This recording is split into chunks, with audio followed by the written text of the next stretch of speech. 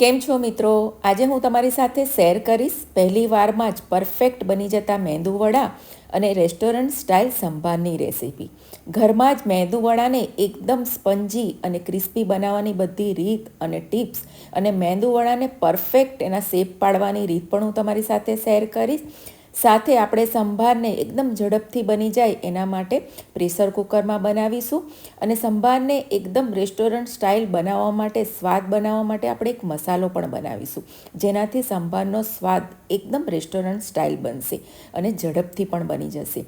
અને બન્યા પછી જ્યારે આ તમે ખાશો ને તો બધા ખાતા જ રહી જશે. તો ચાલો બનાવવાની શરૂઆત કરી લઈએ. નવી રેસીપી જોવા માટે કલ્પનાસ કિચનને સબસ્ક્રાઈબ કરો, સાથે બેલ આઇકોનને જરૂરથી દબાવી દો, જેથી નવા રેસીપી વિડીયો સૌથી પહેલાં જોવા મળે. સૌથી પહેલાં આપણે સંભાર માટે દાળ બાફી લઈએ. એના માટે મેં કુકર લઈ લીધું છે અને એમાં 1/4 કપ તુવેરની દાળને મેં પલાળી લીધી છે. જુઓ, અડધો કલાક પહેલાં પલાળી હતી, એ લઈ લઈશું. પાણી સાથે જ સ્વાદ મુજબ મીઠું નાખીશું અને 5 ચમચી હળદર નાખીશું અને 1/2 કપ જેવું પાણી નાખીશું. કુકરને બંધ કરીને મીડિયમ ફ્લેમ પર આપણે 4 સીટી મારીને દાળને બાફી લેવાની છે. હવે દાળ આપણી બફાઈ છે ત્યાં સુધી આપણે સંભારમાં નાખવાનો એક મસાલો બનાવી લઈએ. એના માટે મેં અહીં 1/4 કપ લીલું કોપરું લીધું છે. તમારી પાસે લીલું ના હોય તો સૂકું લઈ શકો છો. લીલું કોપરું નાખવાથી એકદમ ઓથેન્ટિક ટેસ્ટ આવશે સંભારનો. અને સાથે 2 મોટી ચમચી મેં દાળિયા લીધા છે. દાળિયા નાખવાથી આપણો જે સંભાર છે થોડો ઘાટો બનશે. 2 મરચાંને મેં આવી રીતે કટ કરી લીધા છે. 5 લસણ લીધા છે અને 1 આદુનો ટુકડો લીધો છે, એને નાખીશું. અને 1 મોટી ચમચી સાંભાર મસાલો લીધો છે. તમે કોઈ પણ કંપનીનો સાંભાર મસાલો લઈ શકો છો. અને 1 આખું પત્તું આપણે કઢી લીમડાનું એટલે કે મીઠા લીમડાનું લઈશું અને એને આપણે થોડું પાણી નાખવાનું છે, લગભગ 2 થી 3 ચમચી જેટલું, અને ફાઇન પેસ્ટ કરી લેવાની છે. જુઓ, મેં સરસ પેસ્ટ કરી લીધી છે, તમે જોઈ શકો છો. એકદમ આ રીતની જ પેસ્ટ કરવાની છે. આનાથી તમારું એકદમ સાંભાર રેસ્ટોરન્ટ સ્ટાઇલ બનશે. આપણે જે સાંભારમાં શાક નાખવાના છે એને થોડા સાતળી લઈએ. સાંભારમાં નાખવાનું શાક સાતળવા માટે મેં એક પેન મૂકી લીધી છે અને એમાં 2 મોટી ચમચી તેલ નાખીશું. તેલ ગરમ થાય એટલે મેં એક ડુંગળીને આ રીતે મોટી મોટી ટુકડામાં ચોપ કરી લીધી છે, એ નાખીશું અને ડુંગળીને થોડી સાતળી લઈશું. જુઓ, ડુંગળી થોડી સતળાય, થોડી ગુલાબી થાય એટલે એમાં આપણે બધા જ શાક નાખી દઈશું. શાકમાં મેં અહીં ગાજર લીધું છે, એક નાનો ટુકડો, એક ટામેટું લીધું છે, એક નાનું બટાકું લીધું છે, એક રીંગણ લીધું છે અને એક સરગવાની સિંગ લીધી છે. શાક તમે તમારી ચોઈસ પ્રમાણે લઈ શકો છો, વધારે કે ઓછું કરી શકો છો.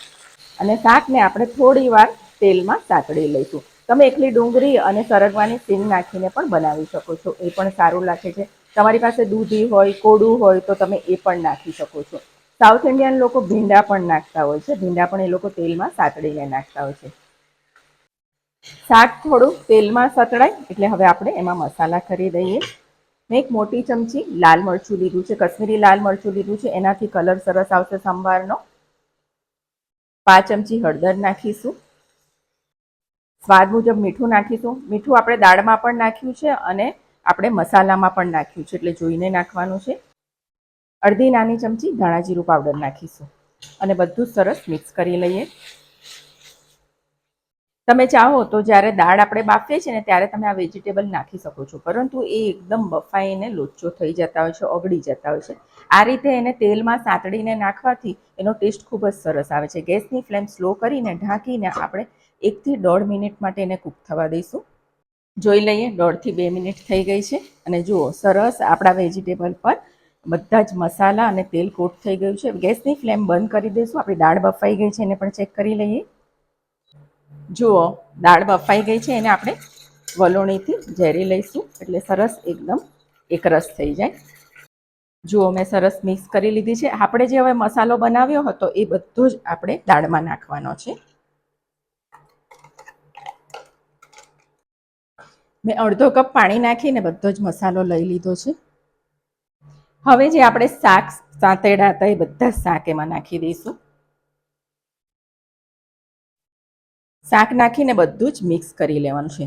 અને હવે એમાં આપણે લગભગ 1.5 કપ પાણી નાખીશું. આપણે બધા જ વેજીટેબલને હજુ બાફવાના છે એટલે 1.5 કપ જેટલું પાણી નાખીશું. તમને સંભાર કેવો ઘાટો અને પાતળો જોઈએ છે તમે તમારી રીતે પાણી નાખી શકો છો. પાણી નાખીને આપણે કુકરનું ફરીથી ઢાંકણું બંધ કરી દઈશું અને એક સીટી પણ ના વાગે, થોડુંક ભરાય એમાં એર ભરાય અને આપણે એને બંધ કરી દઈશું. જુઓ મિત્રો, તમે જોઈ શકો છો એર ભરાઈ ગઈ છે એમાં. હવે હું ગેસની ફ્લેમ બંધ કરી દઉં છું અને આપણે એને ઠંડુ થવા દઈએ ત્યાં સુધી આપણે સંભારનો વઘાર કરી લઈએ. સંભારનો વઘાર કરવા માટે 1 મોટી ચમચી તેલ લઈશું. તેલ ગરમ થાય એટલે મેં અહીં અડધી નાની ચમચી ચણાની દાળ અને અડધી નાની ચમચી અડદની દાળ લીધી છે, એ નાખીશું અને દાળને થોડી ગોલ્ડન થવા દઈશું ત્યાં સુધી સાતળી લેવાની છે. જુઓ, દાળ ગોલ્ડન થઈ ગઈ છે. હવે 1 નાની ચમચી રાઈ નાખીશું, 1 નાની ચમચી જીરું નાખીશું, 1 લાલ મરચું નાખીશું અને 5 થી 6 મીઠા લીમડાના પાન નાખીશું અને 5 ચમચી હિંગ નાખીશું અને વઘારને બરાબર આપણે સાતળી લેવાનો છે. જુઓ, આપણો વઘાર એકદમ સરસ થઈ ગયો છે. હવે આપણે એને સાંભારમાં નાખીશું. સાંભાર મેં ઉકળવા મૂકી દીધો છે અને એમાં આપણે આ વઘાર નાખીશું. વઘાર નાખવાથી એનો ટેસ્ટ ખૂબ જ સરસ આવે છે, એટલે વઘાર ચોક્કસથી નાખજો. મિક્સ કરી લઈશું. હવે ખટાશ માટે મેં આંબલીનો પલ્પ લીધો છે. થોડી આંબલીને પલાળીને એનો પલ્પ કાઢી લીધો છે, એ નાખીશું. તમે લીંબુનો રસ પણ નાખી શકો છો, પરંતુ આંબલીની ખટાશનો ટેસ્ટ ખૂબ જ સરસ આવે છે. ખટાશને બેલેન્સ કરવા માટે, બધા મસાલાને બેલેન્સ કરવા માટે મેં અહીં 1 મોટી ચમચી ગુડ ચીની એટલે કે ગોળનો પાવડર લીધો છે. તમે આખો ગોળ પણ લઈ શકો છો અને ખાંડ પણ લઈ શકો છો, પરંતુ ગોળનો ટેસ્ટ ખૂબ જ સરસ આવે છે. નાખીને હવે ફરીથી આપણે એને 2 થી 3 મિનિટ માટે ઉકળવા દઈશું. આપણો સાંભાર રેડી થઈ ગયો છે. તમે જોઈ શકો છો એકદમ સરસ બન્યો છે અને એની થિકનેસ તમને જેટલી જોવે એટલી તમે રાખી શકો છો. આજે આપણે 4 વ્યક્તિને થાય એટલો સાંભાર બનાવી રહ્યા છે. જુઓ મિત્રો, આપણો સાંભાર બનીને રેડી થઈ ગયો છે. તમે જોઈ શકો છો એકદમ સરસ બન્યો છે, જોઈને જ ખાવાનું મન થઈ જાય એવું. એમાં થોડા લીલા ધાણા નાખીશું અને ગેસની ફ્લેમ બંધ કરી દઈશું. હવે વડા બનાવી લઈએ. સાંભાર આપણો બની ગયો છે. હવે વડા બનાવી લઈએ. વડા બનાવવા માટે મેં અડદની દાળને 1 કપ અડદની દાળને 5 થી 6 કલાક માટે પલાળી રાખી હતી. 2-3 પાણીથી ધોઈને પછી પલાળી રાખી હતી.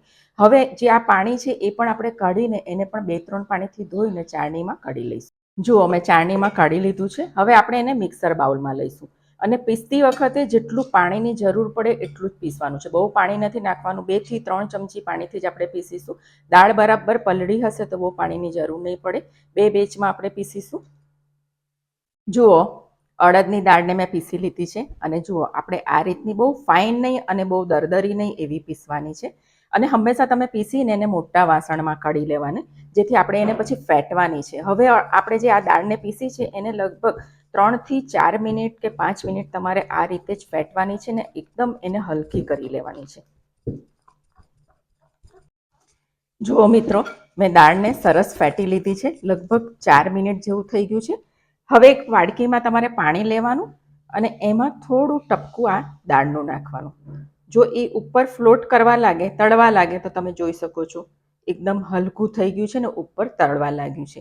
એટલે આ રીતનું તમારું બેટર તૈયાર થાય એટલે તમારે સમજવાનું કે થઈ ગયું છે. આમાં કોઈ પણ આપણે ખારો કે કશું પણ નાખવાની જરૂર નહીં પડે. એકદમ આપણા સોફ્ટ વડા બનશે. હવે હું હાથ ધોઈ લઉં છું અને બાકીના આપણે મસાલા કરી લઈએ. મસાલામાં સૌથી પહેલાં આપણે સ્વાદ મુજબ મીઠું નાખીશું. ત્યારબાદ મેં અહીં 1 મરચાંને ઝીણું સમારી લીધું છે, એ નાખીશું. 1 નાની ચમચી જીરું નાખીશું. મીઠા લીમડાના પાન મેં આવી રીતે હાથથી તોડી લીધા છે, એ નાખીશું. એની ફ્લેવર અને ટેસ્ટ ખૂબ જ સરસ લાગે છે. અને ધાણા નાખીશું અને બધું સરસ મિક્સ કરી લેવાનું છે.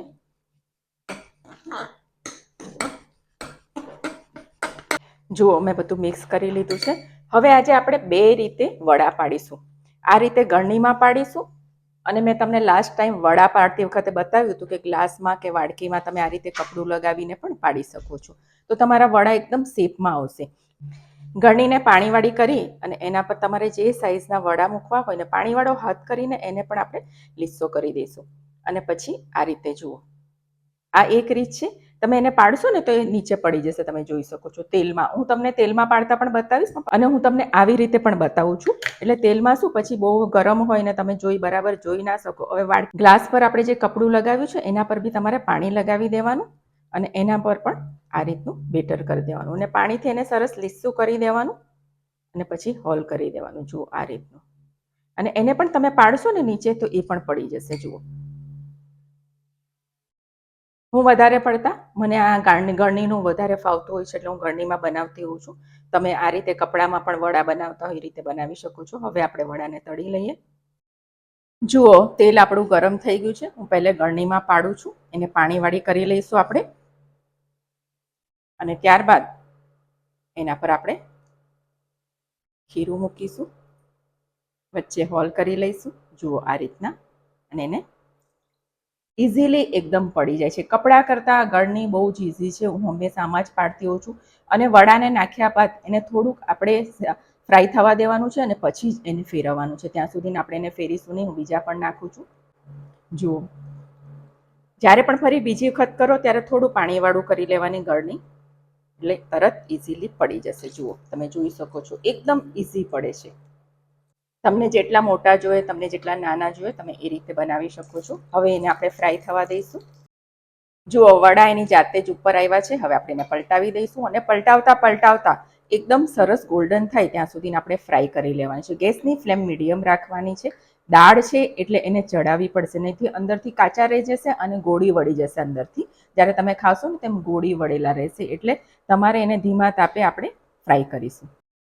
જુઓ મિત્રો, મેં પલટાવતા ફ્રાય કરી લીધા છે ને તમે જોઈ શકો છો. જુઓ, એકદમ સરસ અને એકદમ ક્રિસ્પી પણ થયા છે અને અંદરથી એકદમ સોફ્ટ પણ થયા છે. તમે જોઈ શકો છો. જુઓ, હવે એને કાઢી લઈશું અને ગરમા ગરમ આપણું સાંભર તૈયાર છે, આપણા વડા તૈયાર છે. એને સર્વ કરીશું. જુઓ મિત્રો, આપણા વડા બનીને રેડી થઈ ગયા છે. તમે જોઈ શકો છો એકદમ ક્રિસ્પી અને અંદરથી એકદમ સોફ્ટ. પછી હું તમને તોડીને પણ બતાવું છું. અને આપણે પ્લેટમાં સર્વ કરીશું. સાથે એક બીજી પ્લેટમાં પણ આપીશું. વડાને સર્વ કરી લીધા બાદ ગરમા ગરમ સાંભર નાખીશું. તમે જોઈ શકો છો એનો કલર જુઓ, એકદમ રેસ્ટોરન્ટ જેવો બન્યો છે. તમે આ રીતે સાંભર વડા બનાવશો ને તો રેસ્ટોરન્ટના પણ ભૂલી જશો. કદી પણ રેસ્ટોરન્ટમાં નહીં જાઓ, એટલા ટેસ્ટી બને છે. તમને જેટલો સાંભર જોઈએ તમે એટલો નાખી શકો છો. લીલા ધાણાથી ગાર્નિશ કરી લઈશું. અને સાથે મેં ટમેટો અને કોકોનટની ચટણી સર્વ કરી છે. તો મિત્રો જુઓ, એકદમ ટેસ્ટી એવા આપણા મેંદુ વડા સાંભર બનીને રેડી થઈ ગયા છે. હું તમને એક મેંદુ વડો તોડીને પણ બતાવું છું. જુઓ, ઉપરથી એકદમ ક્રિસ્પી છે અને એકદમ સોફ્ટ છે. જુઓ, સ્પંજી બન્યા છે એકદમ. તમે જોઈ શકો છો. જુઓ, અંદર એકદમ જાડી પડી છે અને એકદમ સોફ્ટ છે. સહેજ પણ કડક નથી રહ્યા. તો મિત્રો, તમને મારી આ રેસીપી પસંદ પડી હોય તો ચોક્કસથી ટ્રાય કરજો. મારી ચેનલને સબસ્ક્રાઇબ કરજો, લાઇક કરજો, કોમેન્ટ કરજો. ફરીથી મળીશું આવી જ નવી રેસીપી સાથે. Thank you very much. તમારું ધ્યાન રાખજો.